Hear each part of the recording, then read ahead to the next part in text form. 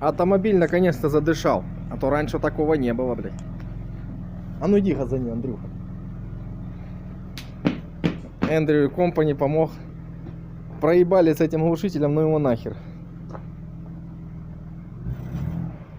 Еще?